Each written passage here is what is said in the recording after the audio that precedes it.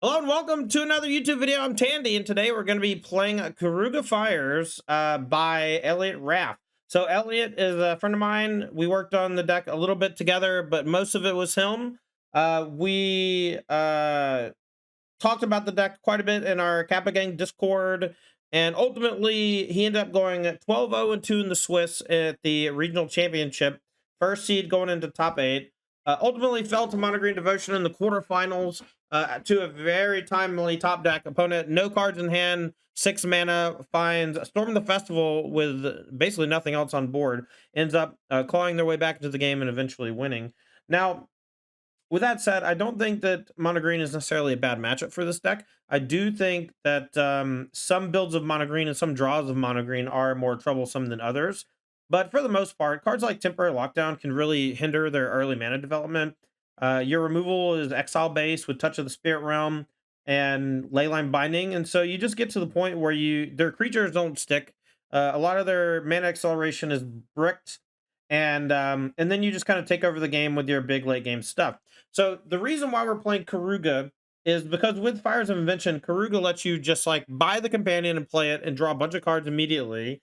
And that aspect of the deck makes it worth it to play no 1 and 2 mana pieces of interaction.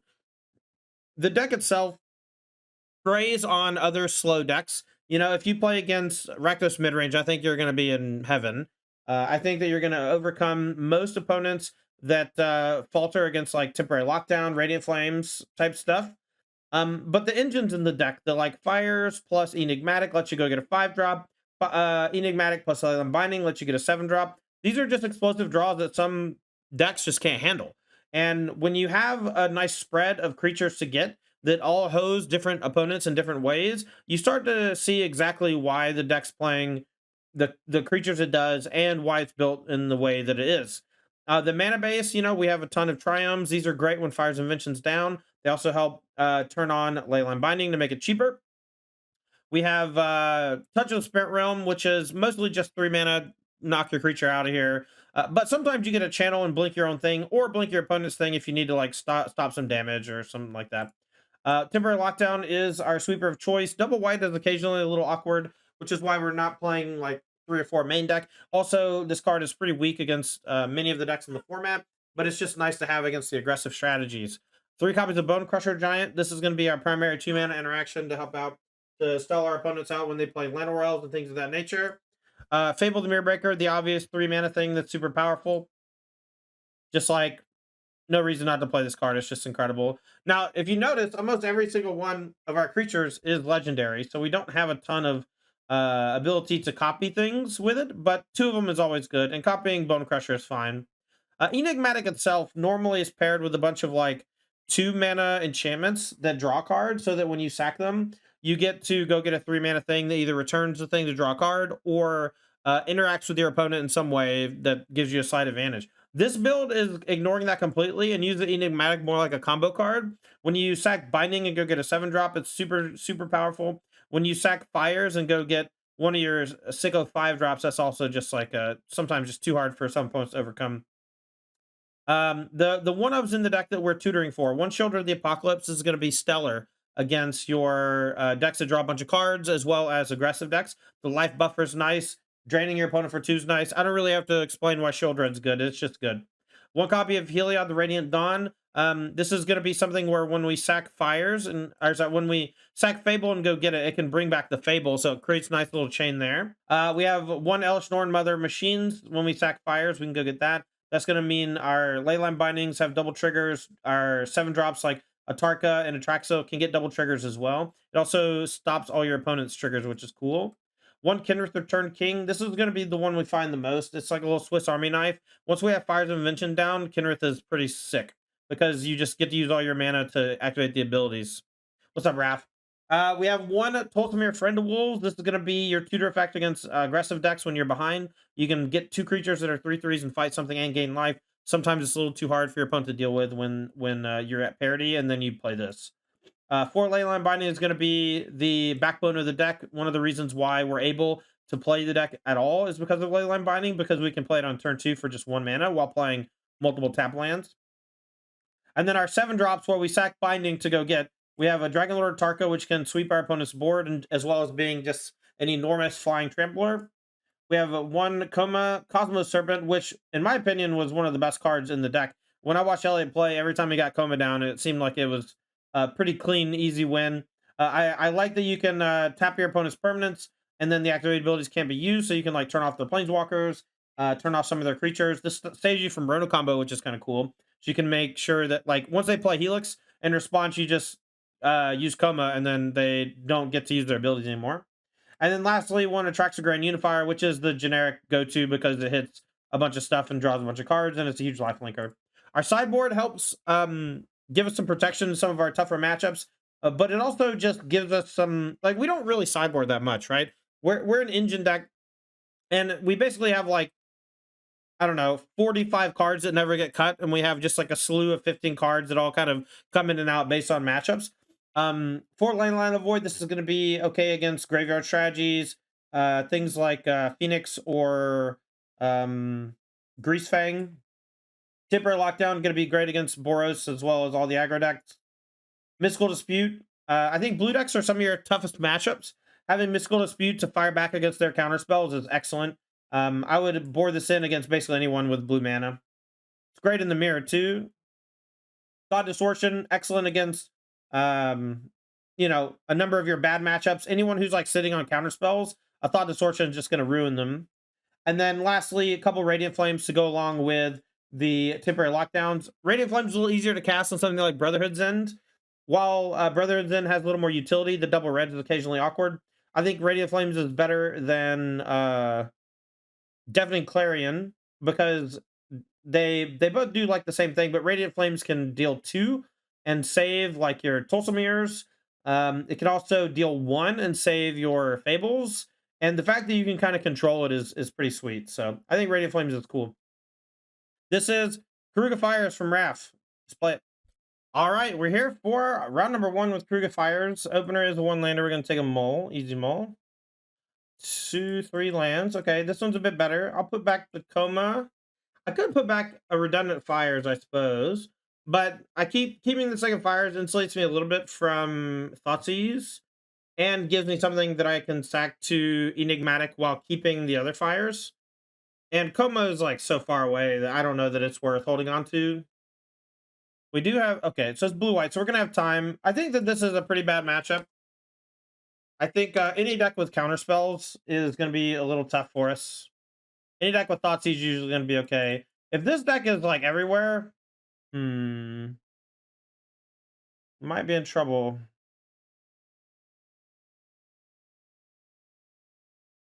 Guess I'll just cast Bone Crusher next turn after the Stomp. This shuts down all of our ETBs. Unless we can pay the 2. Hopefully we'll be able to pay the 2 thanks to the Fires. Bucky, thanks for the follow.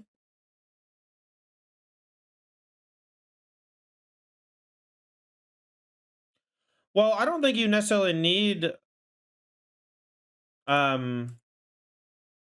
sorry, you don't really need the Incarnation to win.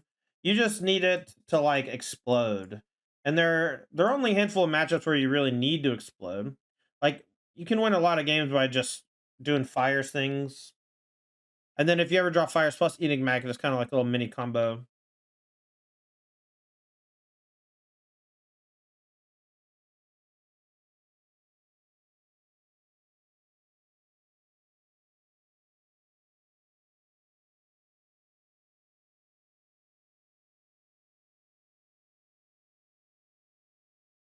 I think I'm dead. Oh, they're not attacking. Weird.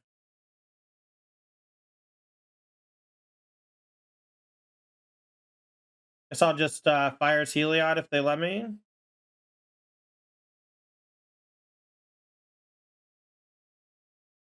They could discontinuity in response to the Fires, and that counters it by ending the turn. Memory Deluge, okay. Sloaner, thanks for 7 months.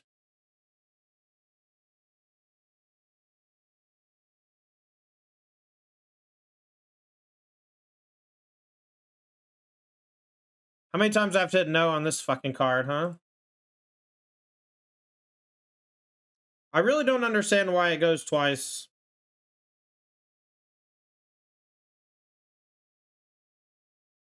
All right, so Thespian Stage copy or Teferi? What's going on? Farewell. Yike. All right.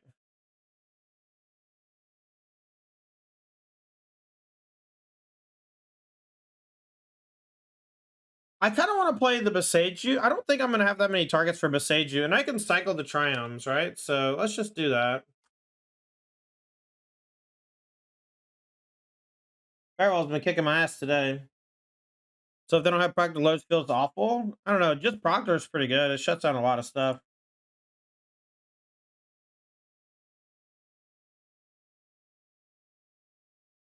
All right, let's cycle a Triumph. See if we draw something we want to cast first. Not really. I'm going to cast it just to draw a card, I guess. Just to put some pressure. We don't really have much else to do.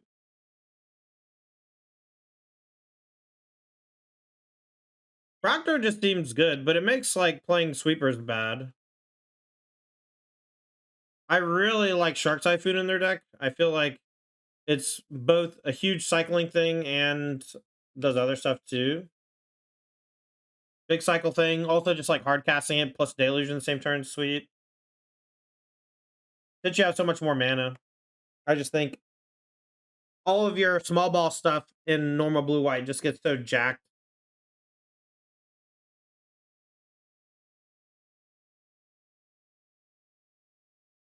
Okie dokie.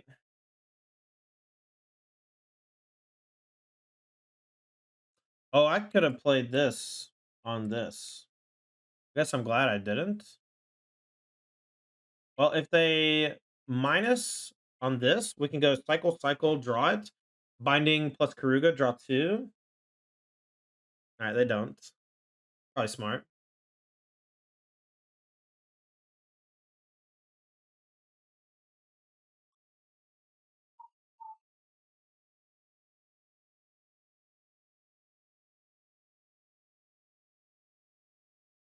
Untap 2 Lotus Fields. This is so scary. Maybe that deck's good. Maybe I just played badly the first time. Start with the binding. Let's see what happens. See if they have a response. All right, let's target the Teferi.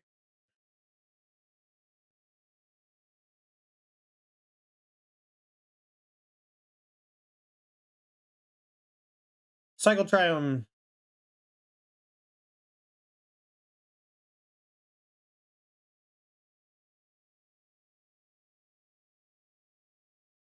Could have played her on Magda Spear, I guess.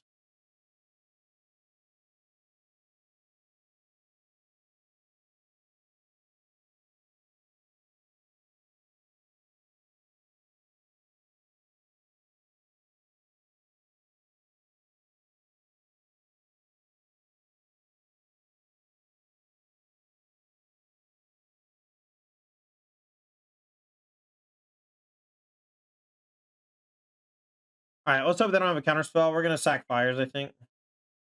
And then once we sack fires, we unlock binding.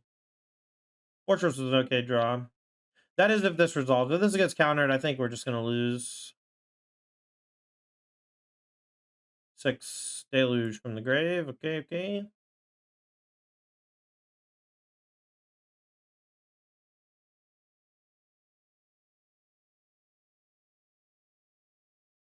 All right, I already have a stop during my end step, so we'll sack fires. I'll get let's see, Elsnorn turn anything off? Not really. I guess Elsnorn lets us double binding. That might be something. But Kinrith is pretty scary, I think, for them. So let's just Kinrith. I'm gonna save the binding. I don't really want to burn it on a one loyalty wanderer.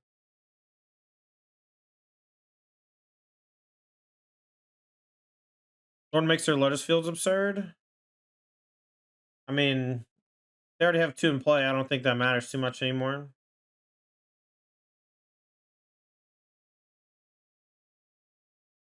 That might be a reason to cut the Norn though.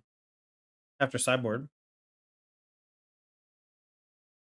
I was just trying to figure out if preventing any of their ETBs was worth it. But I guess if they're built around Proctor, they're probably just like not gonna have that much stuff.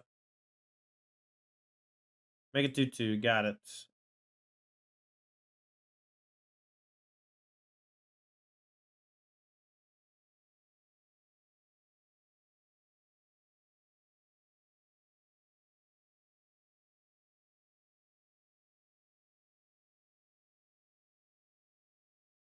Binding the samurai. I'm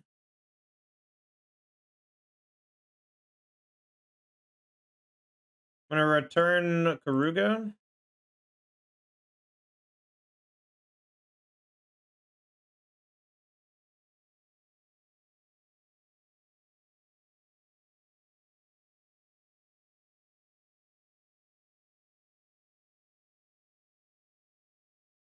That's a lot of cards to draw. All right, here comes the Kinrith activation. We're gonna swing for 10. In a turn, we'll sack Binding Enigmatic. Go get some cool. Probably Traxa. I'm assuming they're gonna Wandering Emperor and minus on the Kinrith, but it's already done the job, so.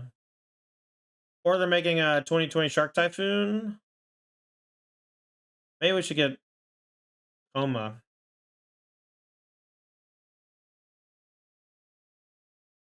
Wish this was still in my deck. I'd probably use it to blow that up.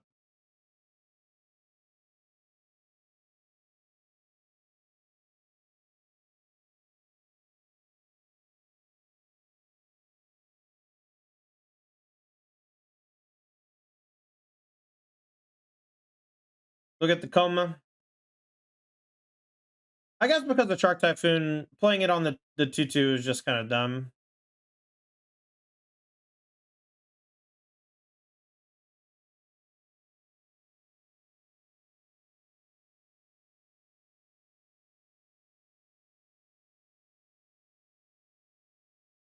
I'm not gonna tap this right now. I'm actually fine, I think, if they attack me for 9. And that gives me potentially lethal next turn by making the 3-3 and then tapping the blocker down. Dang. That means they're probably wrathing.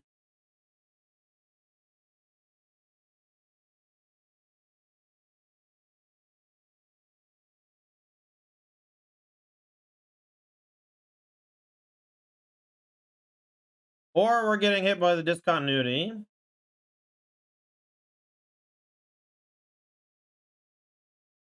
We're gonna cycle the Triumph, looking for a binding, I think.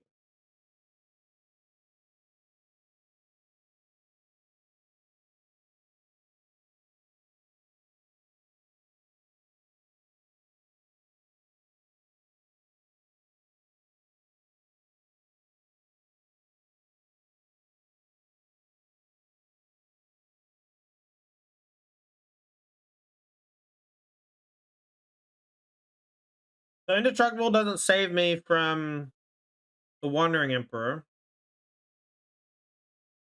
I don't think I can possibly win. So let's just attack and see what happens. If they exile this, though, we can't protect it. It only gains indestructible. And I can't respond to the thing by turning off the Wandering Emperor's ability, unfortunately. It's dead. I could have not attacked, I guess. I guess I could still go get a Traxa maybe and give them their Teferi back.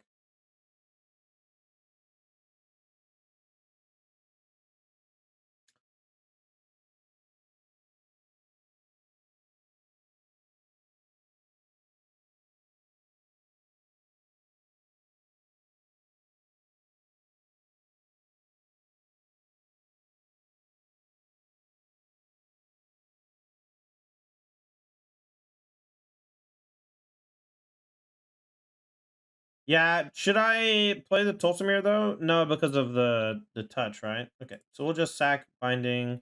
Giving them the Teferi back's kind of bad though.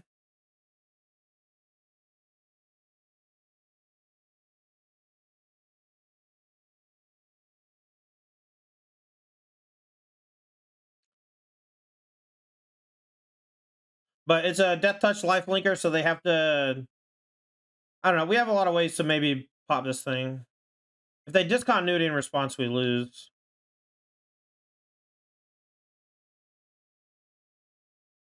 That sucks. Cycle this.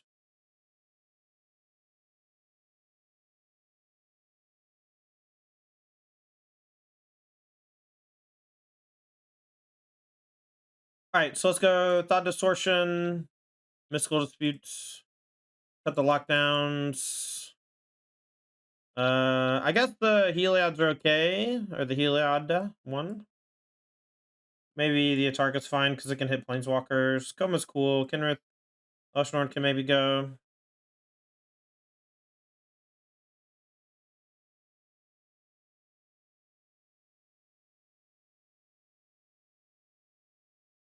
Keep, I guess, since we got a couple of Mysticals.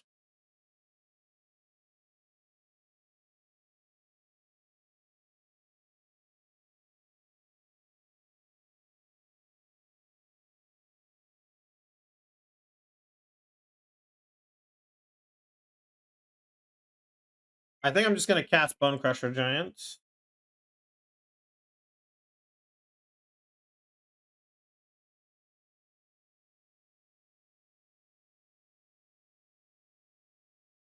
Owned.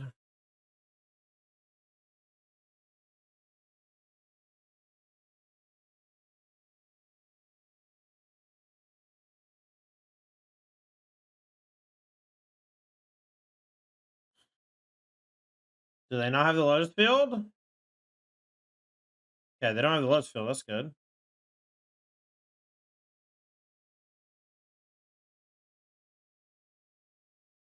So we can take care of the Proctor now. I want to do that now so that if they draw Lotus Field, they don't get to juice it.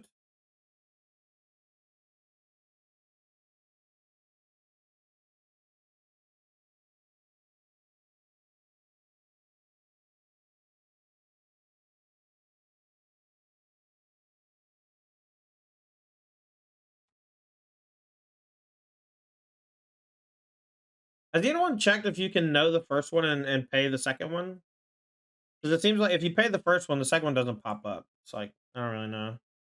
All right, I'm just going to play this and say go. If I play Fire, actually, I can buy the Keruga. And then we'll go Dispute Your Deluge or Teferi or whatever. If we had a second blue, I don't think I'd buy Keruga, but since we can only play one of these anyway, it's fine.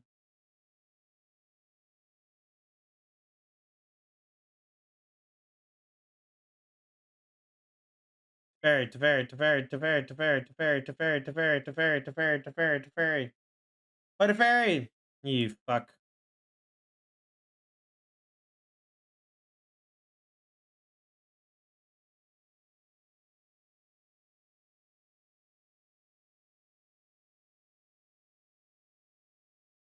I think that's fine. I'm gonna bottom it, I think. Maybe at top. Pretend like I need it. I don't know. Maybe I kind of do want it. It's just like kind of a free card with Keruga.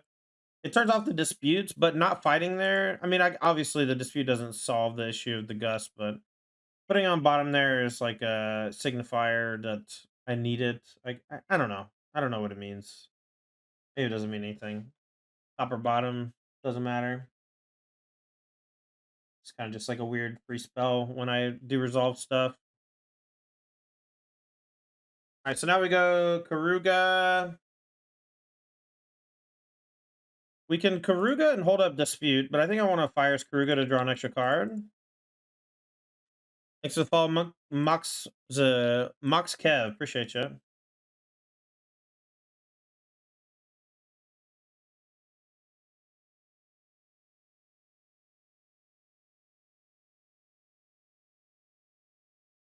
Keruga Blink is pretty sick. I've never done that before. Next turn, we got this motherfucker just to bury him.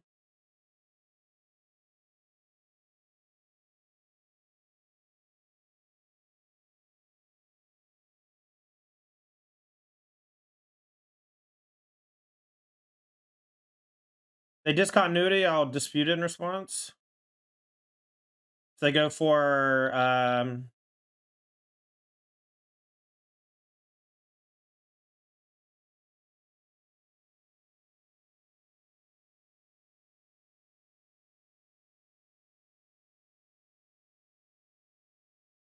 oh yeah.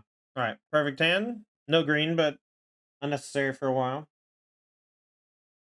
Chat, tomorrow I'm going to be doing a grudge match. Doomwake's playing Pioneer, Rakdos mid, and I am playing Jeskai Black circa 2015. We're going to be starting at 2:30 p.m. Eastern time. It's going to be a great fun show.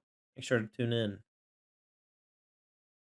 Wise Wamba, thanks for the follow. If you're a fan of the old Just Got Black deck, you know where to find me. Yike. Yike, yike, yike. Always yike. Luckily, it doesn't stop Fable. We can just Fable next turn. If they don't have counter, that'd be good. They Lotus Field Discern. I feel like I might just end up being too far behind. Yeah, whatever. Just can't win. Well, Davian, you better be there. Tomorrow, 2:30 p.m. You can watch my side or Doom side or both.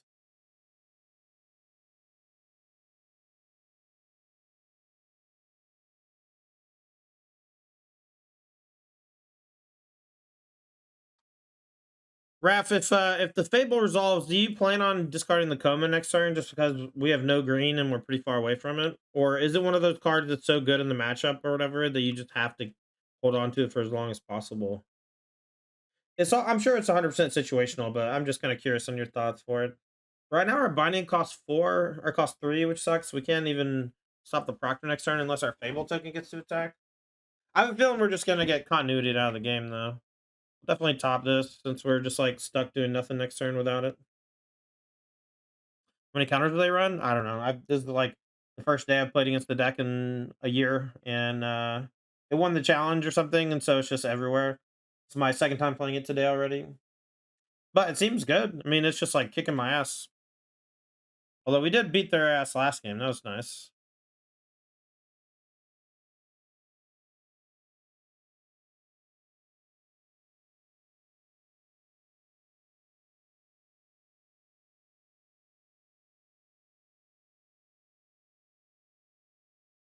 Won one of the RCs too. That's cool.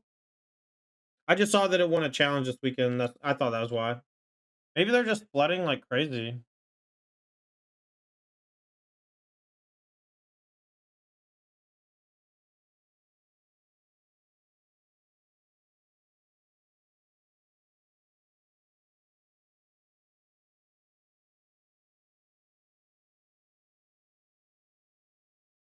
Let's attack. If they block, we'll stomp. I'm gonna shock two and play Fable, I think. It's funny, actually, I'd rather them counter my Fable than my stomp because of the Proctor.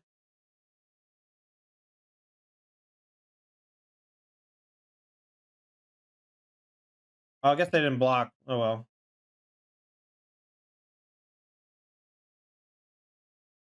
I feel like we're about to get hit with a farewell or discontinuity or something. Maybe should have bought Keruga just because farewell is somewhat likely. Yeah, so sagas don't have any enters the battlefield effects. Their static is when they enter, they go to chapter 1. And so chapter 1 is creating the thing, not the ETB. It's a weird thing. It seems like it's an ETB on Magic Online the way it triggers though.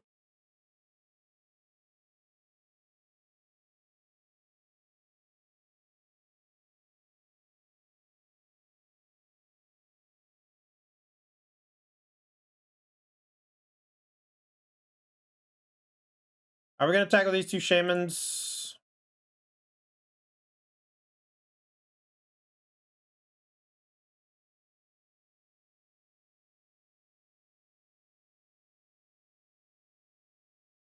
Do we play the coma? My feeling is no. I feel like we just have enough stuff right now to force them to do anything. And if all they do is like make a big shark, we can just touch it. So after they farewell us, we can go like Fire's Fable or maybe Fire's Coma.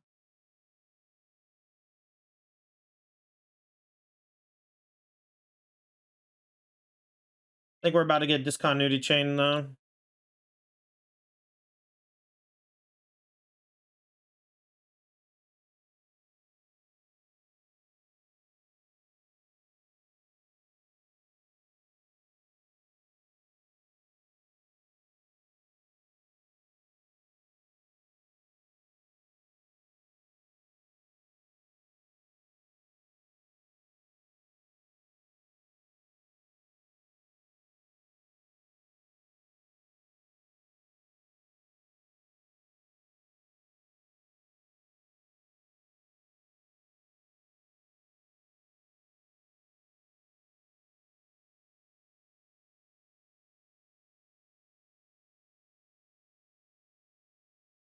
All right, I guess I'll shock. I kind of want to just cast Keruga and see what they do. We have so many treasures that I don't think we need to worry too much about that. But I think this drawing some cards is okay. Fires into Keruga is okay too. Maybe it's fires into Keruga. Might be fires into Coma, honestly, but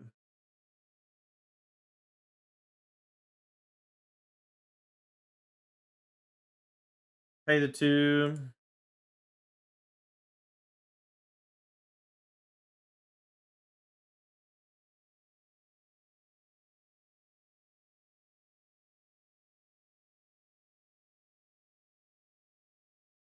Nothing. Weird.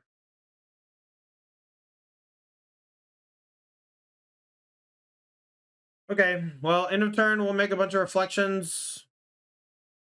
Or if they wrath us, we'll blink Keruga, maybe.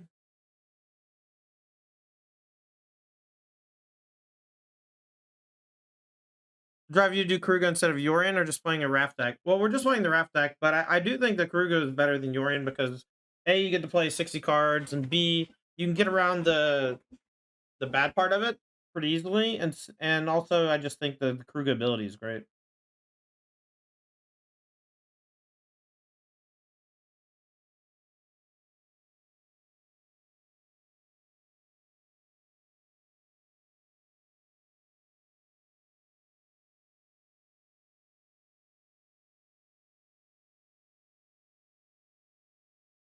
I feel like we're just gonna get discontinuity'd, but I'm gonna just do it because oh, you have nothing. That's so sick. All right, we're here for round number 2 with Rasputin Keruga Fires. Lost the die roll, but that's fine. Hand is mid. Probably gonna mull. Oh no, Raph, what do you think? I feel like if we draw red source, we're just in business. And if we just have the time to do it, I mean, I don't know. We're probably gonna lose if we keep this hand, but I have faith that we're just immediately gonna draw Savai Triumph. That's what I think. Any Triumph is good. Any red source, I guess, is good. Oh, I didn't update the stream decker. One sec. All right. Well, that alleviates some of my concern. Still need a red source to curve naturally, but enigmatic's enigmatic. We're gonna get bulldozed by the aggro Rakdos draw. Hopefully they just have a bunch of fatal pushes in hand. Don't keep this? Yeah, I shouldn't have. I shouldn't have.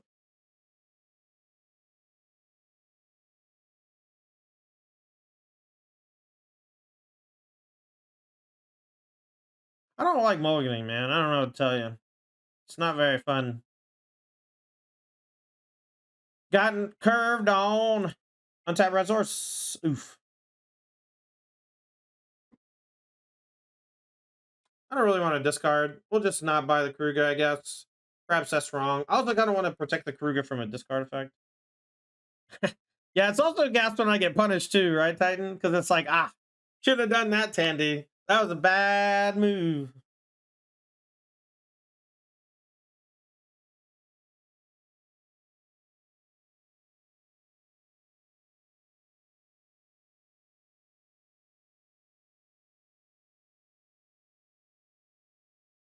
Stomp you. All right, you got it. All right, I'm gonna play Enigmatic and be dead on board.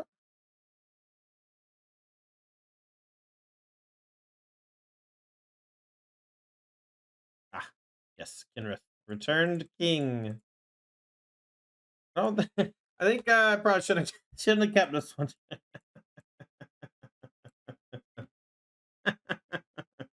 I guess I wasn't technically dead. Whatever. Radiant Flames in. Lockdown is surprisingly not that bad in the matchup. How do you board against Rakdos mid? What's your plan? My guess is Radiant Flames in, and you probably were cutting Lockdown. Everything else seems solid. No changes? Radiant Flames has to be better than Lockdown. Has to be. Has to be. It's not? It kills all their threes.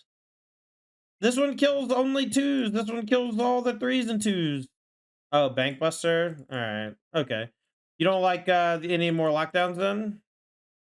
Alright. Rav said no changes, no changes. How do you keep that one? Why is that the one you keep? I don't understand. You just, like, have to draw 2 lands or you don't do anything and die? This one, I guess, is similar, but I've already mulliganed. And interacted? How did I interact? Did I have a stomp?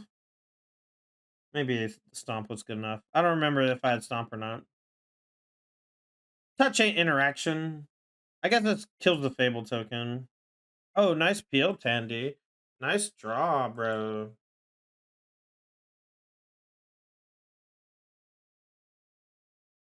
I don't know what I'm doing. Not with this deck.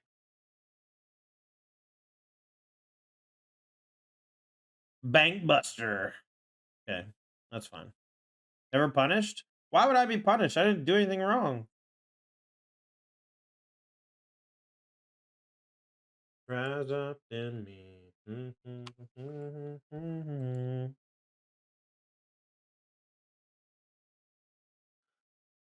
Ouchies.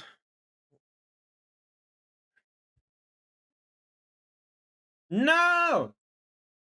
At least I have 2.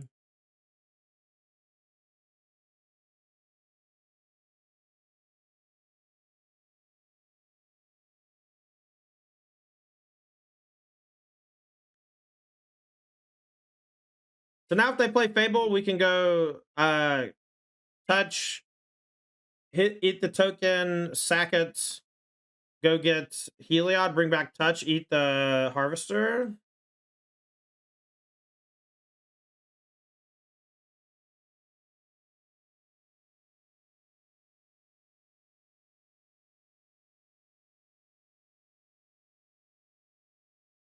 I felt the air rise up in me.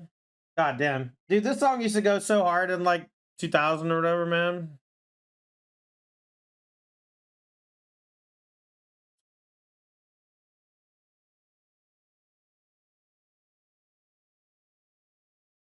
All right, so we're gonna hit the blood token, I guess, because we're just gonna sack it and then get it back.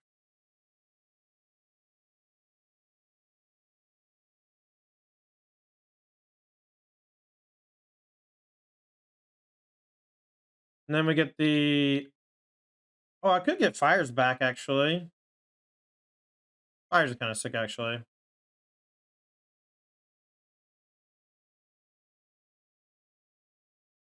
I'm probably gonna get fucking this killed and then hit for 6, but next turn we get to go fire, shield red, sack this, go get a 5-drop like Tulsame or something. Pretty solid sequence no matter what happens, I think. Yeah, day 1 was brutal. Day 1 took so long. Alright, so we're down to 8, but we can gain some life here from the Tulsamere if we need. And while shield red won't necessarily do that. Let's see.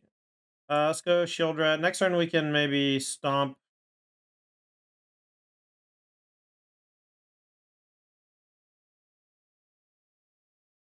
All right, we'll get Tulsamere just to make sure we don't die. This is a little conservative, but I think it's fine. I think we win the longer games thanks to Keruga.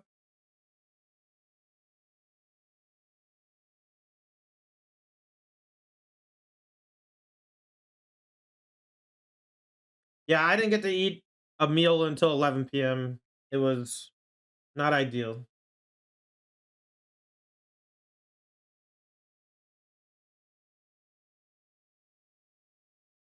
And now they're in like chump block mode though, which is cool.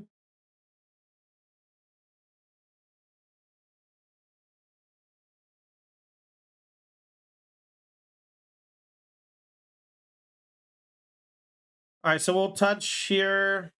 This is playing into Fatal Push, but I doubt they have Fatal Push in their deck. I got all our colors and some stuff at least, and hard to ask for more.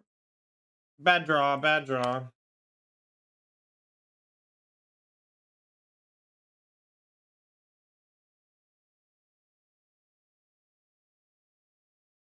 I'm very fine with them doing Bank Buster, man. You know, I just don't want them to attack me. I'm gonna play this Savai. If we get our fires taken from us, having a land in our tap could be really bad for us. This is the Bomac Courier song. We used to have poker night once a week last year, and Matt's playlist was the one on repeat most of the time. The song's good. I never heard it before then.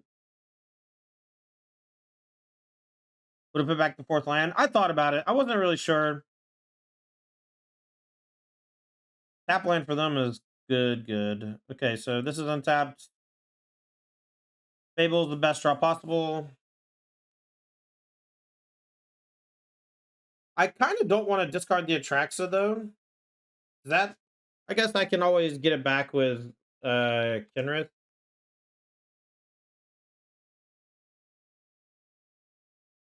Guess we'll see what I draw. I just feel like the game's gonna go pretty long since they're bank busting and not attacking. Likely to push a shaman. I think they're unlikely to have push in their deck. That's what I thought last game anyway.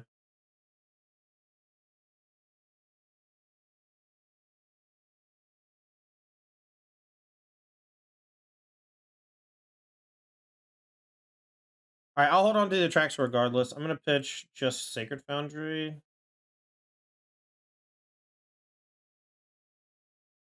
Maybe the Triumph too. We'll just go like, yeah, I want to do a double fires turn. Fuck.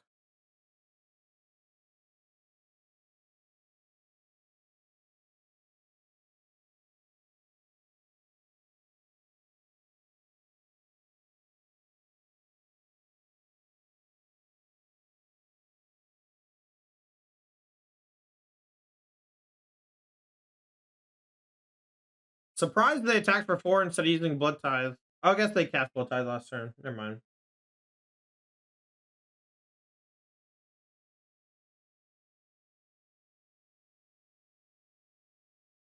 I think they accidentally F6 at the beginning of their turn and went right to combat.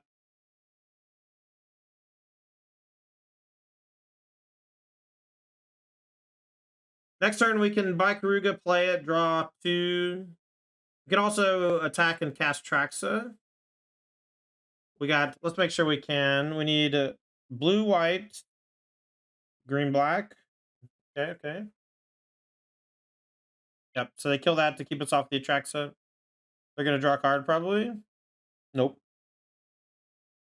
All right, so we'll just buy Keruga and draw some cards. That sounds good. And gain a bunch of life, too, I guess. Cast with fires.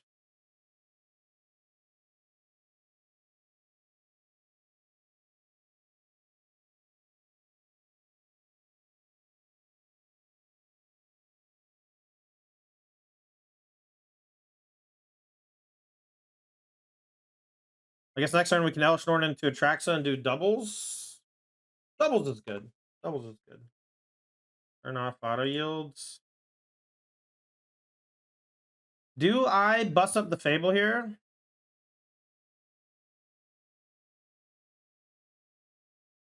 Oh, they just conceded anyway. Never mind. We're going to keep this one. We're on the play. We have the potential for lockdown, thankfully. Doggy hilarious. Yeah, for just a moment, for 50 seconds, I thought there were monsters on this world. Trevor Kerner was so good, dude.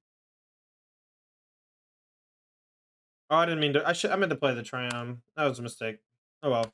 I got a shock anyway on 3, and I maybe I want to hold this though. I'm not sure. We're gonna try to hold the lockdown for a minute, so I'm probably gonna shock by Keruga. Oh, gross.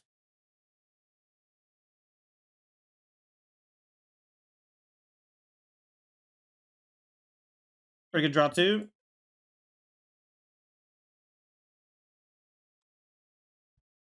Hey, does this version of Fire seem as good as mono against Monogran as it was at Dallas?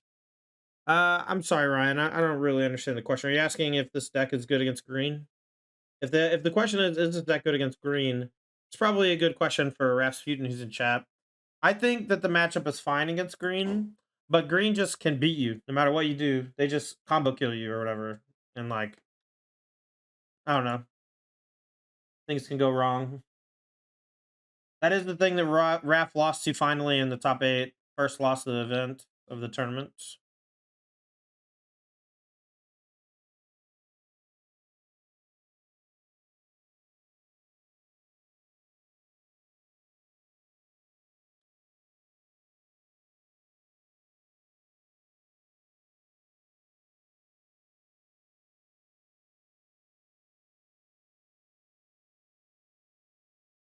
We're gonna hit the Witch's Oven, I think. And we're gonna play Fires post combat. The next turn we can Keruga buy and then cast. I just didn't want to be able to like block with Witness and then sack it to get the food to start that chain. It's possible we should have hit Fable or the Shaman though.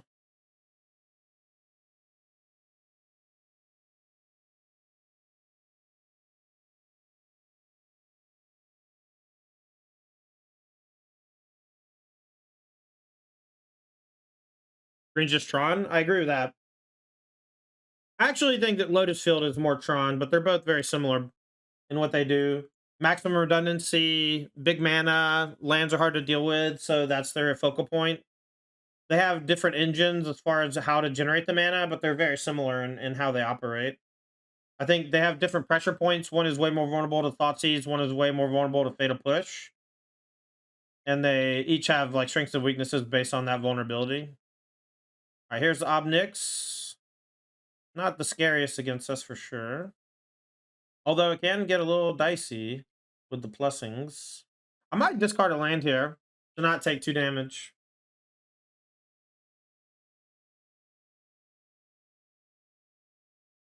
Keep my life total high.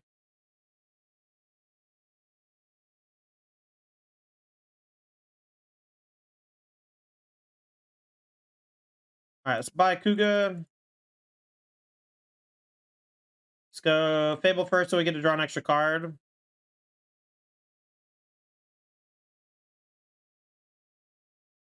Kenny Great seeing you on cam this weekend. Miss watching the tournament every weekend. How'd you find the event? Any decks really impress you? Yeah, Rap's deck really impressed me, honestly.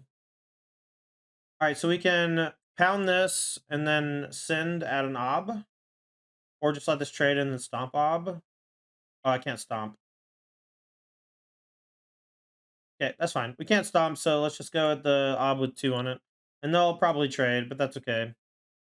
I can't stomp on their turn either. But I'll probably end up Besageing the Fable at some point on their turn.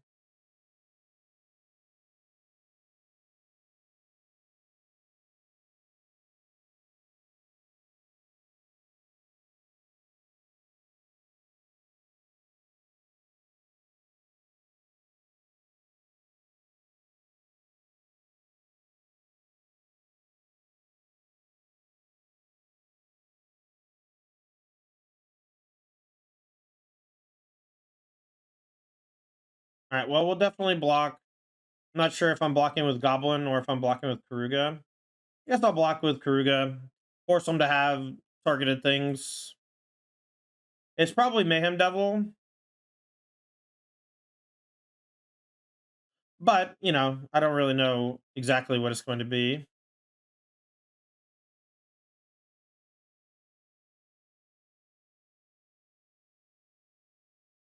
All right, let's Beseiju the Reflection. No, plus to deal us some damages. They'll sack these 2 to hit this. I did that before the Mayhem Devil interplay in case they had belly disputes.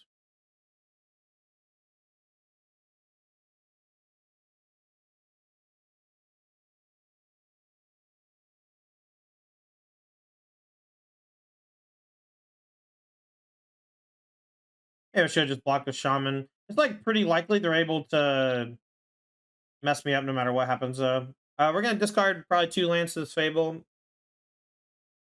We have the ability to cast a 7-drop thanks to the Goblin Shaman.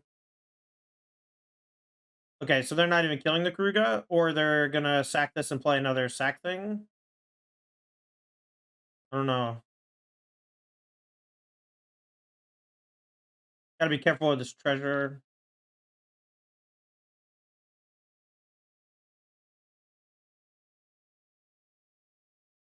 All right, lose 2.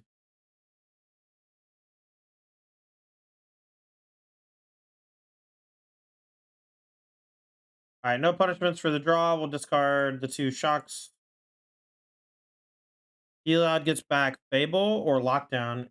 Heliod back Lockdown's kind of cool. It kills my Goblin and my Treasure. Takes this. Maybe it's not that good. Getting back Fable seems better. All right, so let's go at the 2 ob, at the 3 ob.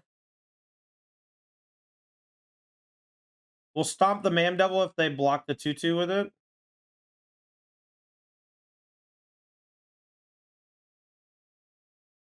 Cast Stomp. Stomp cast with fires here.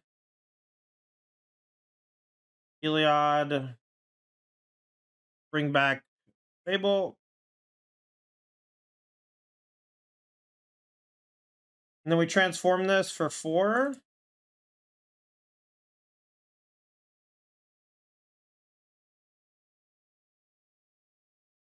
So you make cast spells, though they had flash spells you cost. Cast 1 less cast for each card your opponents have drawn this turn. All right, so our fires is in play, so this doesn't do a ton, but it is higher toughness, which is cool. And might do something if we end up drawing Enigmatic to sack this. Should have played the land, probably. Should have held it for the Fable. Oh, I thought this went to play. We'll discard the land, I think. I don't know why I thought this went to play.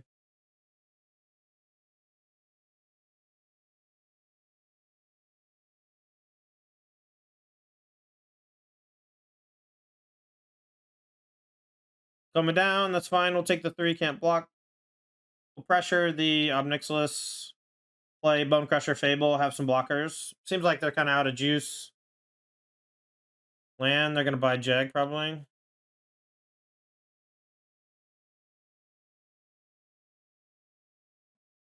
That's good draw.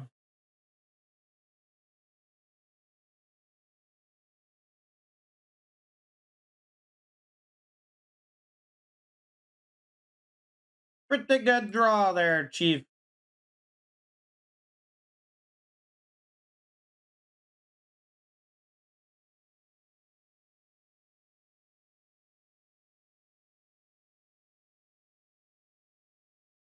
Nom nom nom nom nom. You got Fable in this matchup because of Claim the Firstborn? Am I hearing that correctly? So Lockdown for sure. Radiant Flames is okay. I'm not a big fan of Bone Crusher Giant in the matchup because of in general. Not maybe not in this matchup or like in this deck against them, but the Stomp's just like not having good targets thanks to the multiple sack effects. I think I like cutting that better. I think I cut 1 big creature. The worst big creature is probably I like Tolsimir. I like Heliod. I like the 7s. Is it Shieldred, maybe? I mean, we have the 6 sweepers. I think that's fine. Well, we got the old Incarnation Fires turn 4 if we don't get Thoughtseize, and about it, but maybe it'll be alright. They don't have Gigantha, so what does that mean? They boarded in a double red card? Travis MTG! Thanks for the 11 months. Appreciate you.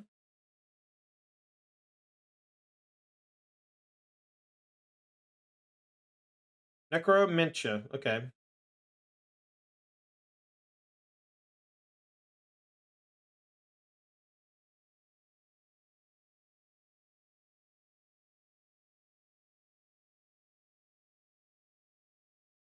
I'm not really sure about Simic. I mean, I saw a Simic deck at the day 2 of the RC. I just didn't see it do that well. It was like the Master Waves deck or whatever. I don't even know what the green was for. And we did have Simic Nexus for a while. We also had all sorts of Wilderness Reclamation stuff, you know, but all right, so we have all of it, or we don't have green, red, blue, black, white. Okay, so this costs 1. I don't want to hit the goblin. Is that bad? That way, when I go for my enigmatic, I can sack it and get a 7. Keep them off of mana and treasure. I think that's fine. We have 2 of our 7s. We can go get the other one.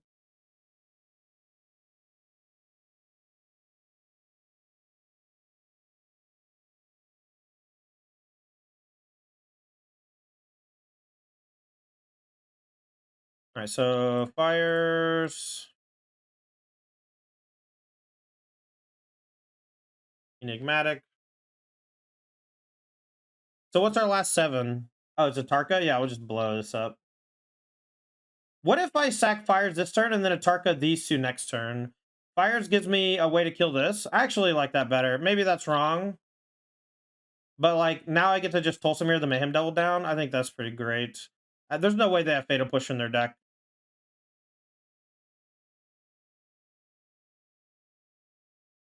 Save the Dragon Lord Tarka for more big targets, I guess. No shots! Fuck! Alright, fine.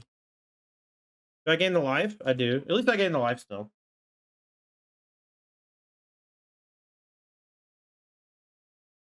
But we have the Dragon Lord Tarka set up here, so not too worried. Alright, lockdown doing nothing here. That's okay. We'll buy Kuga. Don't have fires anymore. Let's play our lands.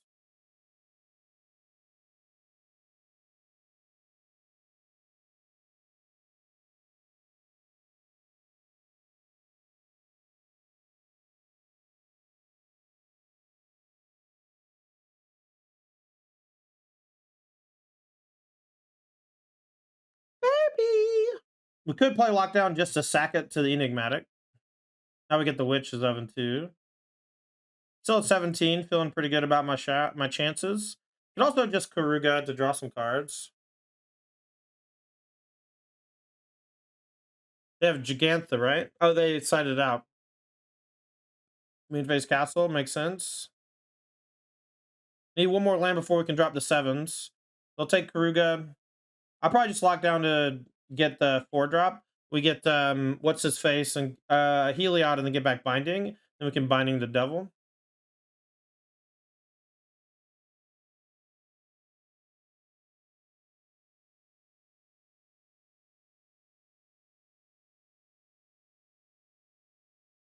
All right. What if I just play another lockdown dry to sack?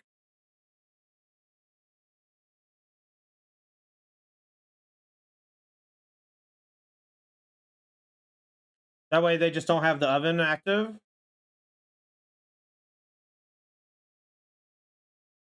We don't Binding, but that's okay. Maybe I get Shouldered instead. Yeah, let's just get Shouldered. That way we can really constrict the number of turns they have. They have to kill Shouldered and Atarka this turn.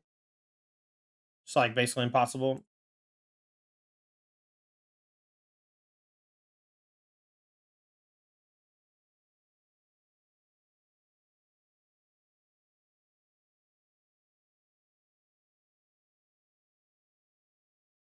Oh, Harvester. All right, we'll just play another tap land. It's not great not only having the 3 types means we couldn't play a Binding that turn.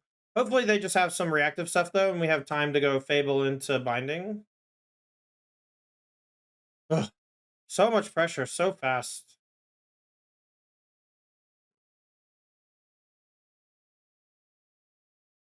I think I have to Binding actually.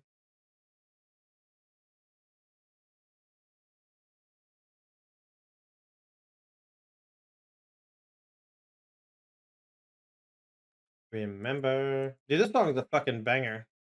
Oh, it's this shit again. Okay. I feel way safer now knowing that like Shoulder is not coming.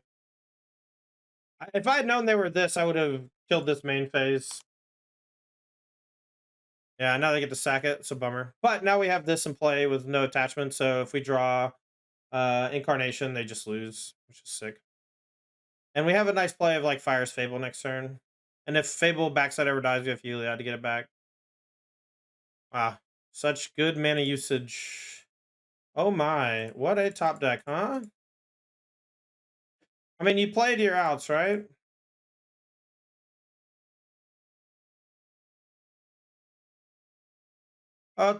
Caillou. Bang.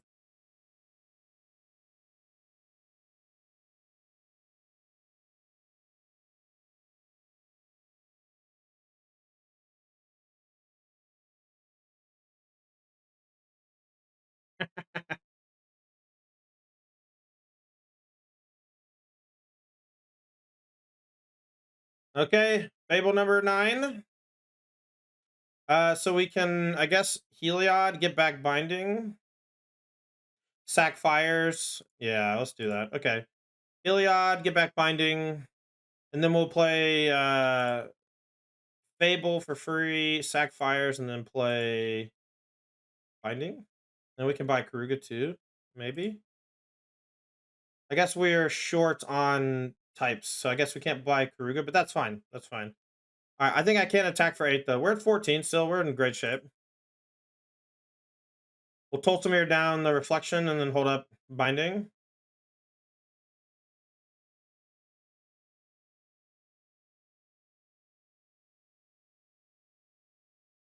Maybe Toltemir's not the right play. Elshnorn's okay, but I want to pop the Kikis if I can.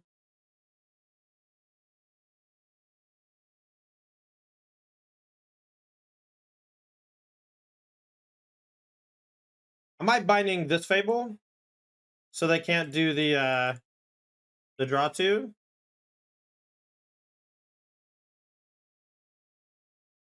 Next turn we can buy Kuga, play it, draw a bunch. Oh, we lost our fires, never mind, but we're like way, way, way ahead. Atarka's great for very specific spots. I mean, all of the 7s are kind of messed up, right? But all right, so lockdown, radiant flames. What I do? Cut through these. One of these last time seemed okay. I still kind of want to cut a creature though. Maybe Koma's bad, but she can go wide, which is cool. But I just don't know that I'm getting that over Atarka or Traxever. Maybe it's that, and then keep the touch. So we just have more answers for the early stuff. All right, let's hope we draw a land or two. The oven. Lockdown's a decent draw if we hit the lands. Do you think there's any merit to playing like a land cycler of any kind? Like a thing that you can cast late, but early you can cycle? Does herd migration only get basics? I've been kind of thinking something that like cycled to get lands to play early is just maybe better than some of the creatures we have in the deck, but maybe not. 28 lands is a bunch, so like you just have to keep a lot of 2-landers. But if you just like miss your 4th land drop, sometimes you die. And if you miss your 3rd land drop, you die like every time. Path to the World Tree something? I don't even know what that does.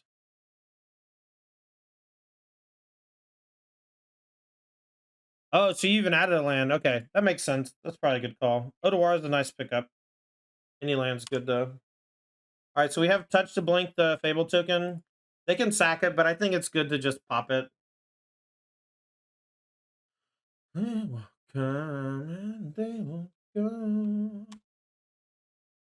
All right, so no blinksies. We'll just touch it. And if they sack it, that's good because then we can sack it later. I could go for the Fable, but the token will essentially just get bricked immediately. And Mayhem Devil is easily the scariest card in their deck against everyone. So nice. All right, so now I have the ability to sack this later to a thing if I draw it. I had a Force Sun Pedal. I do feel like the mana base might be slightly off. Like maybe you need like a weirdo Shockland over like the 4th Breeding Pool or the 4th Sun Petal Grove. I feel like there's a little too many of the buddy lands like Sun Petal. I'm really happy with them thought seizing me. The thought seizes are not nearly as detrimental as just playing creatures and attacking me. You don't have 3 Sun Petal? Okay, okay.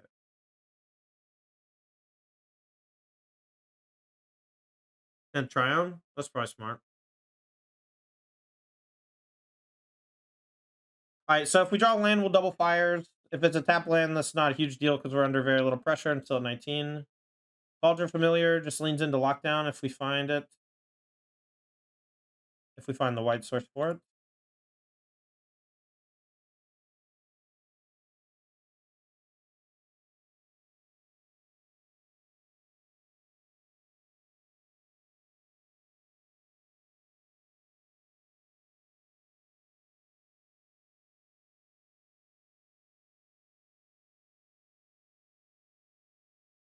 I'm gonna hit the Cauldron Familiar. It's the one thing that can like dodge the lockdown pretty well. If they have Deadly Dispute as their last card, we're just kind of fucked. That sucks. That was the one thing I was kind of afraid of. Now they can just bring it back in and attack. Happens when it's raining. Mm, mm, mm. Yeah, MD Binding now is pretty good for Enigmatic if we ever draw it. Next turn, if we draw the line, we'll go Fire's Lockdown though. We need to draw it pretty bad. Land, untapped. By Gigantha, sure.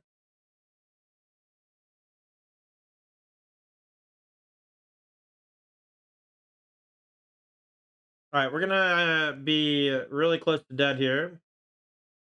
Unless we have a super sick top deck. Missing the lands for a minute, and then the last one coming in tapped was too much. But we get to be on the play for game 3 if we lose, so still have a decent shot of getting the 4-0. Yeah, but they have Gigantha, right? And we're at close to dead to Gigantha, or we're actually dead to Gigantha plus Hive, so it's really not even that good. Because they go sack this, get it back, put me to 9, then they put me to 1.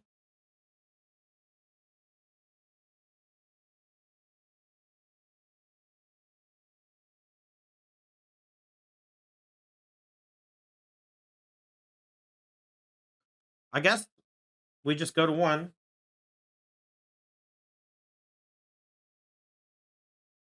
I think it's better than playing the Keruga, because then we just die.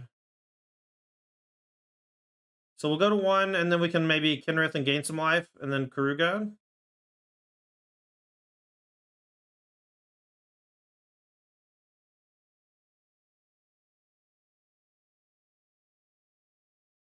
If they don't put me to 1... Oh, they didn't want to lose their Cauldron Familiar, I guess. I think that's bad. I think they should have brought it back. Well, we would go to 1 if they had brought us back. They didn't, though. That's what I was assuming was going to happen, but that's not. Okay, now I'm in great shape, because they just let me untap with 5 life. When in a Kenrith and a Keruga. We would have been dead if they had done it because of this. Oh wait, I guess we would have been at 1. I guess they would have needed a land. Okay, well now. Keruga first. Cougar draws 4. I guess it's just Kenrith Keruga. And we just gain a bunch of life.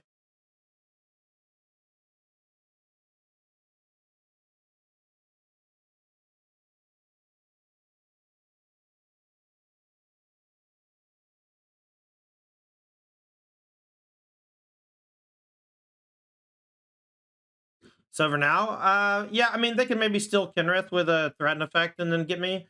Um I can gain some life though, and then block the Gigantha. Perhaps I should have let them do this and then held up for this, but I'm not that afraid of this. You're not a Besajude? Yeah, maybe the extra 5 life is worth more. I thought them discarding 2 cards allowed for potential double card combos that killed me, like double threaten or whatever. But maybe that's just not that likely or anything.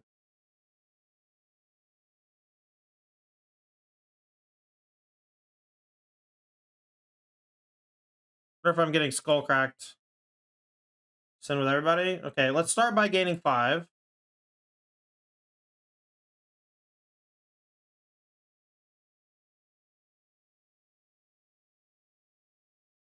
All right, we'll go Krug on the Gigantha, this on the Goblin.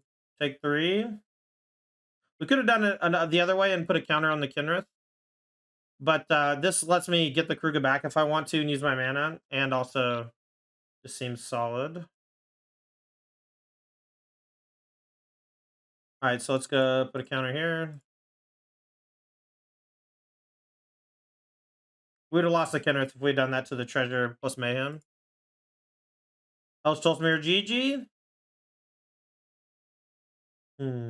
What about what about old Elish Norn, Dragonlord Tarka GG.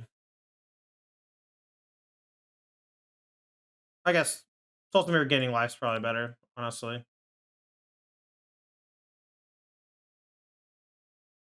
And we can reanimate the Keruga. The +1/+1 the Keruga. The 5/4 versus a 5/5. It wouldn't have worked too well. Pretty good hand. I'm going to put back the Atraxa. We have the ability to stomp on 2 if we need, and then maybe Fable on 3, depending on the matchup and if we need it. Let's see. Lead with Savai, I guess, since it can stomp and play Binding.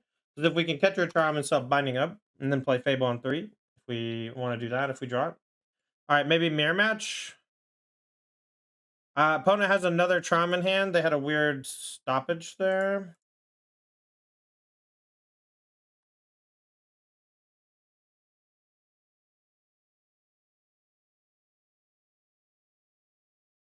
Plus 2 wolves in a trench coat. Well, nah. Well, nah. All right, let's get the Fable down. See if they want to. I guess they could burn a Binding on the token like we've been doing. I'm almost. If they play Fable, I'm not sure what I'm gonna do. Sulfur Fall is interesting. Maybe they're a different build. Lockdown on the token's fine. I think I might discard Bone Crusher, but I guess it just depends on what we draw.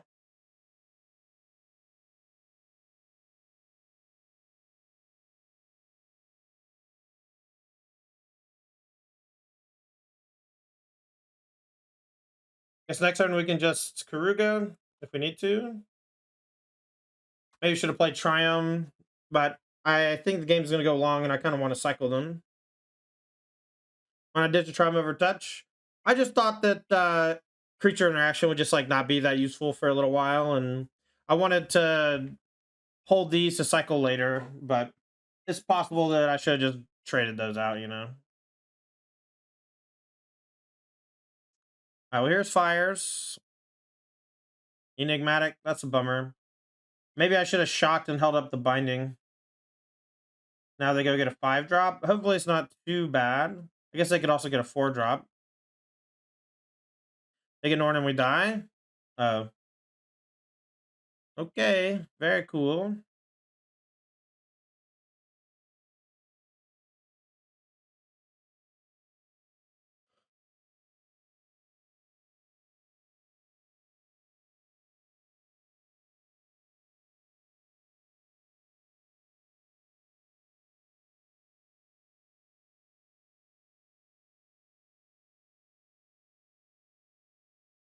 All right, we're gonna cut the lockdowns and the bone crushers. We're gonna bring in mystical disputes and distortion. Dispute doesn't have a ton of targets, but incarnation is just like the best card. And thought distortion is a little wonky, but I think it's better than having like the creature interaction. We just get to strip their hand of stuff at some point, but maybe this is bad. Maybe these should just be bone mans. 3 fires, incarnation. I guess we'll keep. I don't know. It's a weird hand. But we can just keep sacking fires or whatever, right? So, and if we're first to go enigmatic fires, then get Elish Norn, then we will put them in the position that they put us in last game.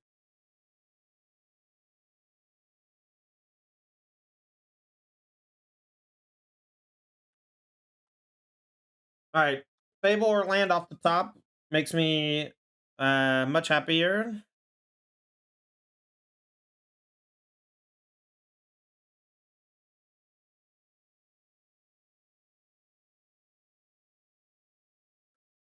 Oh yeah, nice 7, bruh.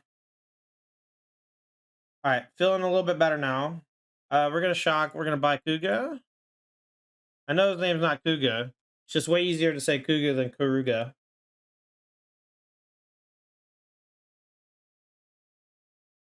All right, let's hope they tap out for some inconsequential dumb thing that doesn't matter. Or maybe they'll have mystical dispute. If I think they have mystical dispute, all right, I'm gonna go fires. I'm gonna go fires first. If they counter it, we do nothing. If I go for enigmatic on the second one, I think it's gonna get countered. So I'm just gonna play another fire. Fuck it. I feel like they would have disputed this for 3. I'm gonna do it. Whatever. Oh baby.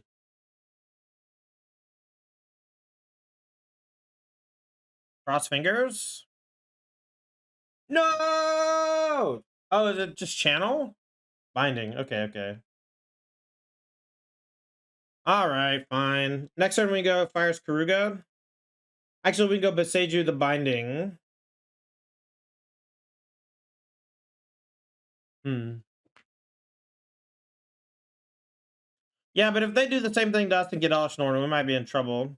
Oh, they had Beseju as well. Okay, so they get a 7 drop, but they give me back my Enigmatic. Or they do nothing. So Traxa, or is it they're gonna steal it? Fuck.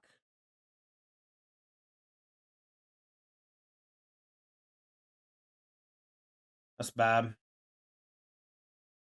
Well, that's good.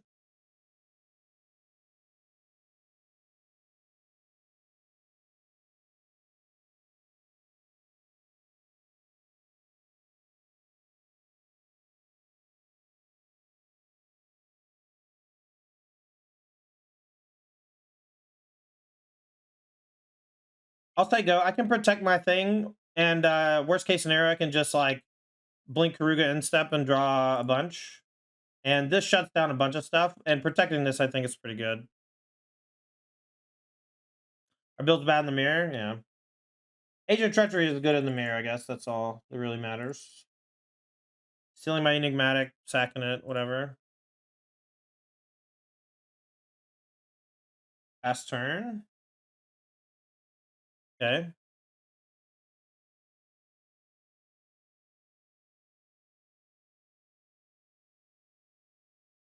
This comes back during the instep, right? Okay, so I should have maybe main phased this while they're tapped out, because now they have binding potentially. I can just wait. I'll just use this to protect Elish for as long as I can, I guess.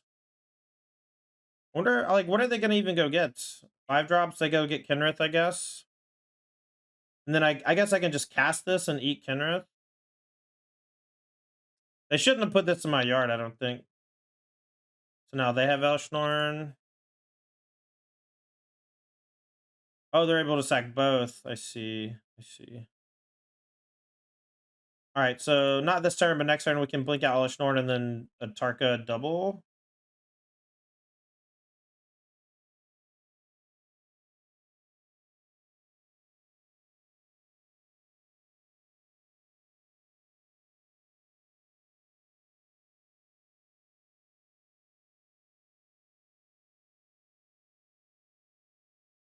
It's a weird game. Just like naturally drawing my things.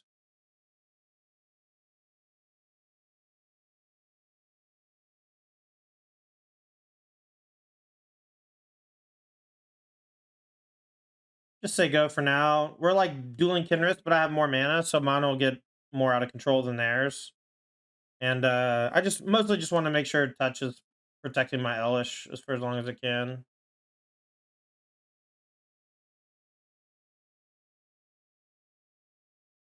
Yeah, that's the plan. To go in step, uh put some counters on some stuff, and then kill this, kill this.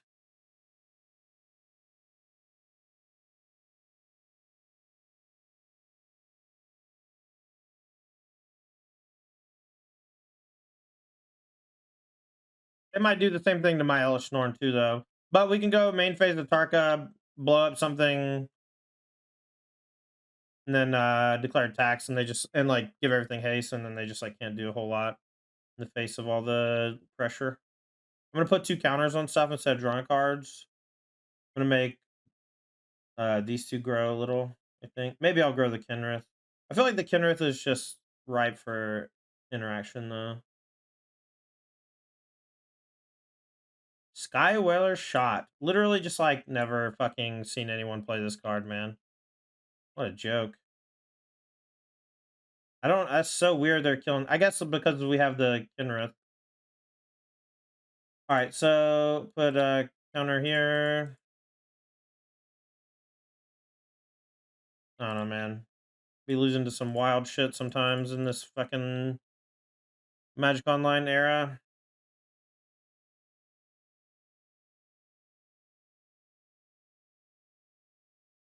Alright, so we go shock. Cast with fires. 5 here. 5 here. Wait. Cancel.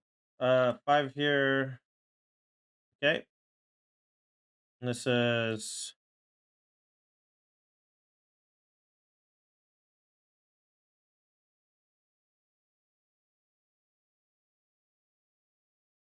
Oh, I can't give a haste. Fuck. So I guess I cycle this. Play another fires, maybe. Already done my Kugas.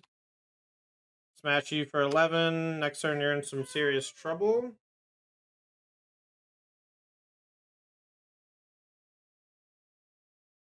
Yeah, I don't know. I'm sure there's something better than that, but it's weird. Like Keruga, Cascade, it all makes you play and look for weird stuff, and I mean it's a cool card. Our opponent seems like they know what's up.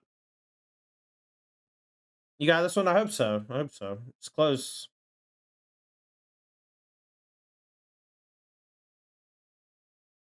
Wish I had put 2 counters on this now to challenge the Elish Norn in combat. This tapped. Fable, okay. Nothing has ETBs though, which is nice. So 4, 5, 6. They need to stomp this. They don't have red up. So they're just in like bounce chump mode. Oh, this is a good draw. We don't have to be afraid of anything now on their on our turn rather. We can't do anything on their turn, but that's okay. So they're gonna go to 1 and they chump bounce. Then we just hope they can't answer the Elshnorn.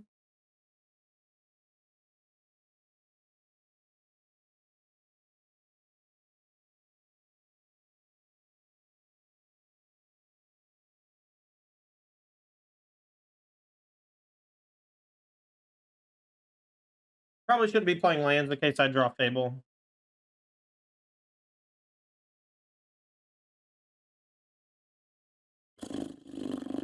Okay.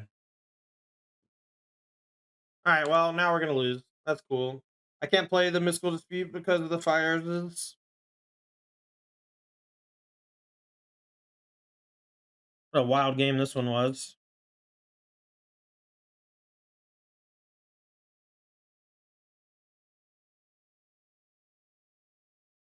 Wow, weird. Phone is deep in the tank, huh?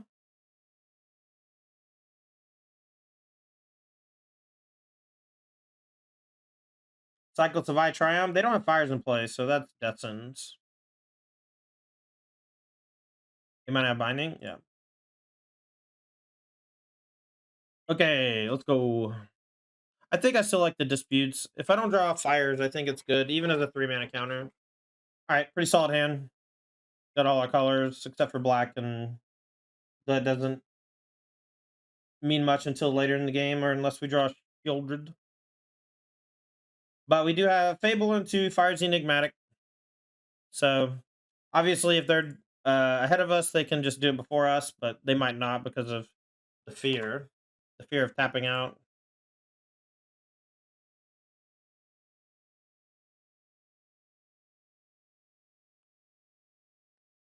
Naturally drawing the 4th land already means that we're feeling good, feeling safe.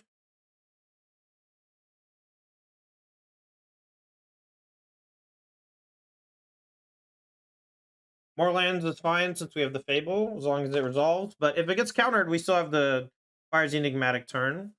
They could have like a disenchant or something. Maybe they have no land. This is a weird 2-land sequence. No Triumph. There's a chance they just miss land drop and concede. Damn. Damn. By Keruga. Man, I wish I had some serious Punisher here. I'm gonna wait. Buying the Keruga is a sign of aggression, right? That means they just have fires into thing. And I'll just counter fires and then untap and go fires enigmatic Elish. And if they don't, we'll just chill. We'll go our turn, we'll go land Fable, hold up dispute, and then turn after that we'll go enigmatic disputes and just like not even play the fires for a minute. I think that's all reasonable.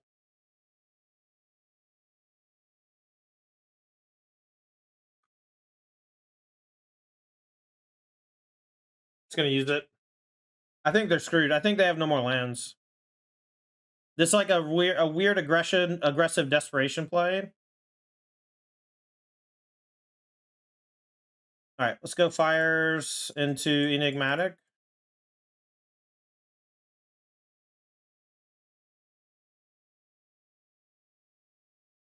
We'll get Elish and force them to have the Sky Whaler.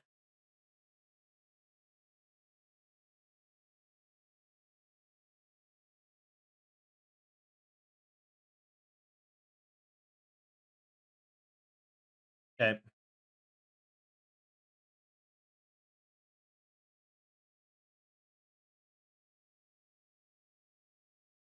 It's gonna be a weird game then.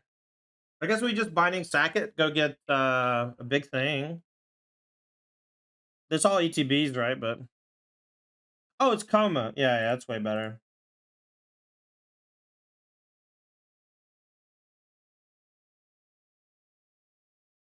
How much this costs? 3. Okay, so we have to play this. We'll get coma.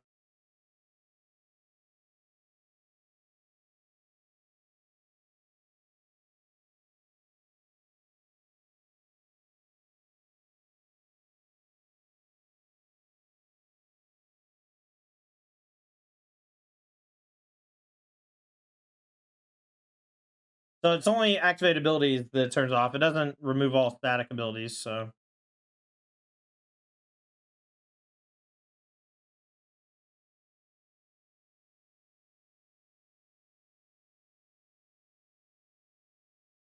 fires. Okay.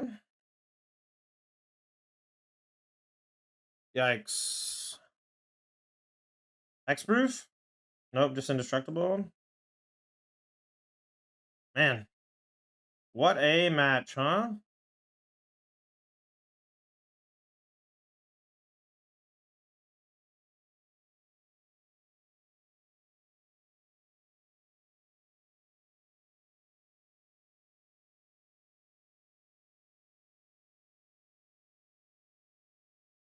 No second red. Little tilts. Really good. You can copy coils. That's true. It's also just something that doesn't get screwed by the Elish. I think I'm gonna discard the Heliod. I think I'm gonna buy the Keruga though, so I can play it next turn as just like a thing, maybe.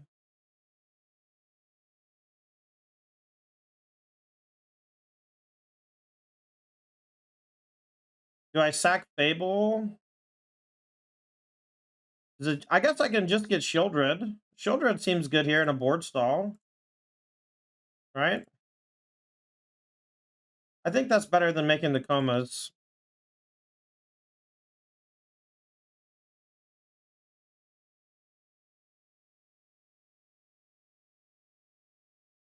You can do it next turn. Oh yeah, because then it's a little bit longer until I get. Yeah, maybe you're right. You're right. That was bad. Do I even care? What are they doing here, man? Maybe I should give it indestructible in response. An attack seems like not happening, right? So what are they trying to fuck me with? Kenrith doesn't do anything. Skywhaler? Yeah, I think I'm gonna give it indestructible. Oh, it doesn't stop it, right? Because it'll lose the ability. Oh no, it just says it can't be activated. Okay, I'll just give it indestructible. It doesn't remove the statics.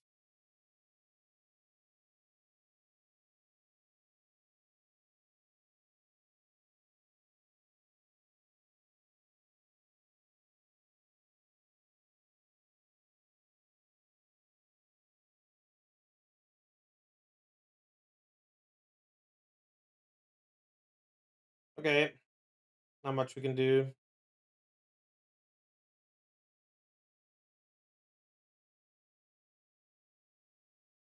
Are they gonna die? Not quite, but they're taking a bunch. And if they draw a binding, they can binding this in coma, and then maybe we steal the game from them.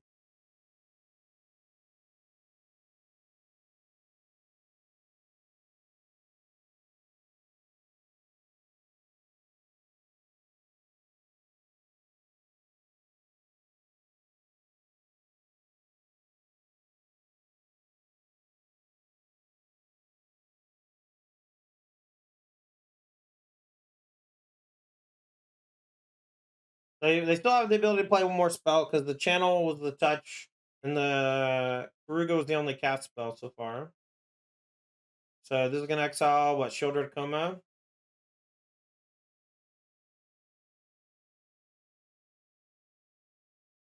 They can't really attack.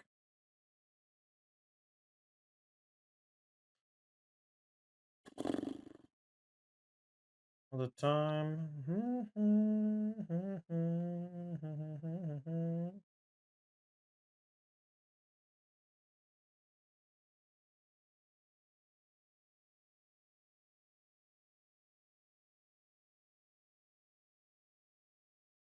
All right, we'll just play Heliod and then Fable, and then we'll just probably discard Keruga.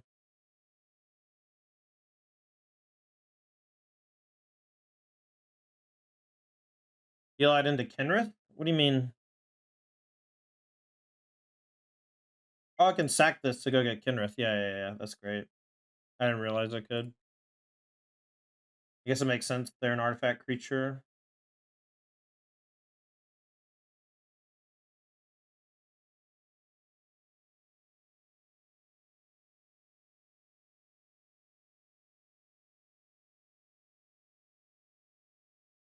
Oh yeah, I just didn't realize Heliod was an enchantment creature. Sickening. That means they have another answer for the Kenrith as well. Oh yeah, I guess they can just sack anything. They're really low on life, so it's like pretty dangerous to attack with much of anything. So where they sack fires, go get a 5-drop. Cavalier of Thorns. Why do they have so many fucking bad ones, bro?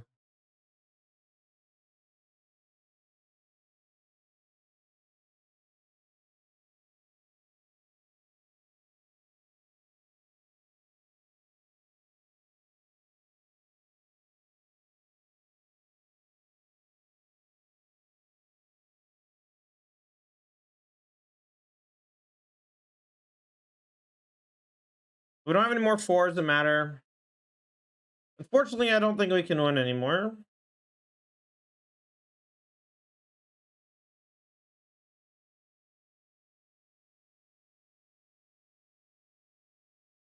Just gonna play Fable, I guess. We can draw, I guess, touch to blink the Elishnorn and then Keruga and draw 2. But long term, I think we're in trouble for sure. We don't have any 4s left, so no reason to sack Fable.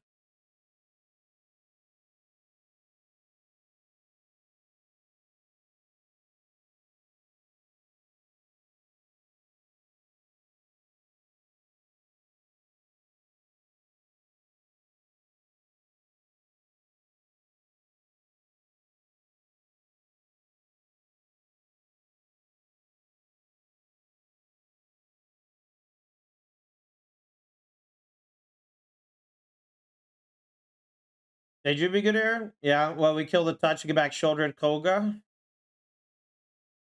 Or, whatever, Coma. They're basically out of stuff too. And they're at such a low life total that if they attack with a bunch of stuff, we can just soak a bunch. We can also double block a bunch. They're gonna try to like whittle me away or whatever. Myself Tulsamir? I doubt it. It's like so bad in the mirror. Kindred's way better anyway. Maybe they'll fuck up and give me my Elishnorn trying to take it or whatever. Oh yeah, I guess they already have it. There's no reason for that to happen. They probably know the Kinrith anyway, right? So we can go get a big flyer. Or I can wait until I find touch or beside you. Touch out the Elishnorn, binding the touch, get back Shieldred and Coma. I think we're just gonna lose to the Kinrith now though, eventually, if not immediately. We can go get Atarka it's just 8-8 flyer, gets tapped down by this. Tracks are very similar, but it has vigilance, so they are forced to do it. Alright, that's fine. I don't really have much wiggle room, so playing this here is probably not great, but I'm very close to dying from the attack. So we're gonna do what we do. But at least the Atraxa will force them to sack a Coma Coil every turn, so they don't double, they just single. And they can't really attack without tapping it. My guess is they'll just tap it every turn or whatever. It's hard to tap all my blockers and deal 18. They have, one coil per creature, but that's like the majority of their force. Yeah, I mean, we have 8 blockers. We can chump Coma. We can chump Kinrith or Keruga.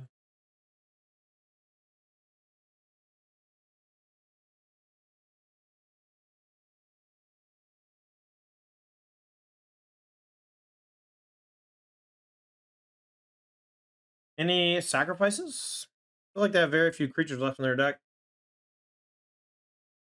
All right, so Traxxas is going to get tapped down, but it'll at least threaten to attack. That's what we need. Okay, not the best. I think we have a... Oh, that's actually great. We'll move it to attacks. We'll play the fires. We'll sack. We'll go get Kinrith. And maybe be able to fade for a minute. Or Kinrith is gone. Elisnorn's gone. What do we have left? Nothing? We have nothing left. Didn't board anything? Okay, so fires was a dead draw. That sucks. It's almost impossible to win against the Kinrith in 100 mana anyway. Even if we were able to get out of it.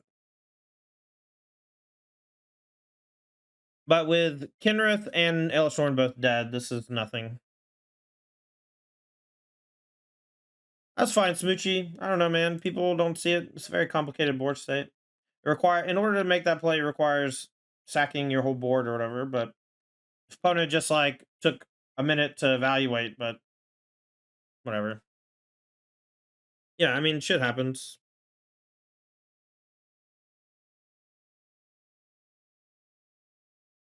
Oh, nice, Nintendo. I'm happy for you, buddy. All right, so now they can tap 3, 4, 5, 6, 7, 8. We have 8 blockers. They tap all 8 blockers. They hit for 10, 15, 19, 20, whatever. Yeah, we're dead. If they just do it. Make them do it, chat. Make them do it. During this match, you draft a deck and finish 6 games. Well, sucks to suck, I guess. I still have 14 minutes on my clock. I've had 11 minutes of playtime.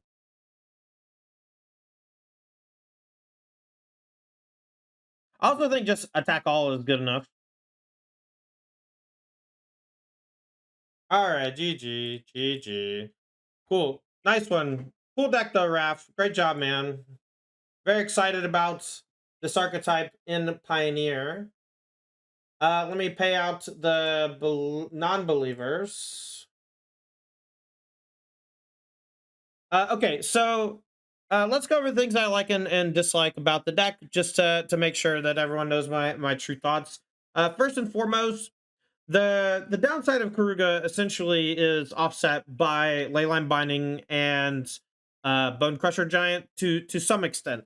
I think against the really aggressive decks in the format, maybe that's not enough. Maybe leaning towards more temporary lockdowns helps alleviate some of that pressure. Like, I'm just actively afraid of getting run over by aggressive decks with like Thalia Garden of Thraben, because we just can't cast anything. We just don't have things to cast, right? But once the engine gets going, once you get fires, enigmatic stuff going, it's very hard for like any deck to match your raw power. Like, you have so many 7-drops that cover a bunch of different bases, right?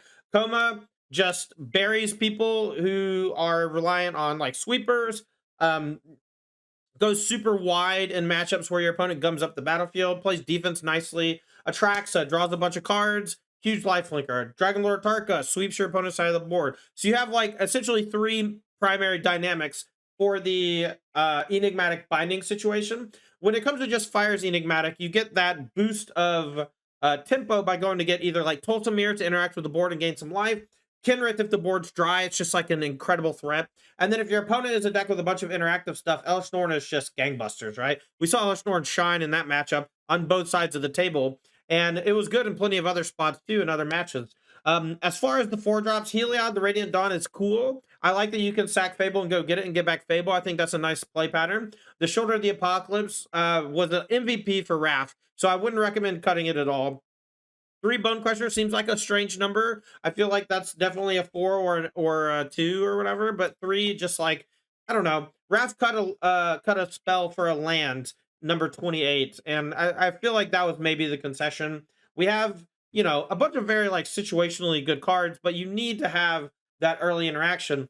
I loved Touch of the Spirit Realm. Being able to blink your opponent's Fable token, you know, hitting any token with the front half and then sacking it to fires to go get a 4-drop was pretty cool. I thought that blinking my own Keruga to draw a bunch of extra cards was sweet, and I just like haven't really seen too many people do that yet. Like I knew that it existed and I knew that it could be done, but I didn't realize how fluidly the deck could do it and without like much recourse from the opponent to like counter it or whatever, right? Mana base seems like the only point where it could be maybe tweaked a bit in favor of maybe a little more white, so our temporary lockdowns aren't rotting in our hand as much. Seems like we have a ton of like Breeding Pool, Catcher Triome, uh, Stomping Ground, you know, like Zagoth Triome. We have a bunch of lanes that don't tap for white, and double white's pretty rough sometimes. Maybe like this is just good enough to stay, but maybe it should be definitely Clarion to alleviate those concerns. I understand having another enchantment is good, so that you can sack it to the Fires of Invention, though. We did that a couple times, so I get it. It's just the only point of contention for me is the mana. And I would like to either rework the mana slightly or rework the spell slightly to compensate. And I think that there's just a little bit of tension there that could maybe be solved. But other than that, man, home run. Deck felt powerful and good. Definitely was powerful. Bailed me out of a bunch of different spots. Highly recommend this deck. Raph Sputin is the original pilot. He was Elliot Raff, who made top 8 of the RC in Atlanta, or sorry, in Dallas. And he'll be writing a full guide on the deck for Channel Fireball coming up real soon. So make sure to check that out when it comes out. But for me, Tandy, it's going to be it for today. Thanks for watching. Make sure to like and subscribe button on your way out. See you next time.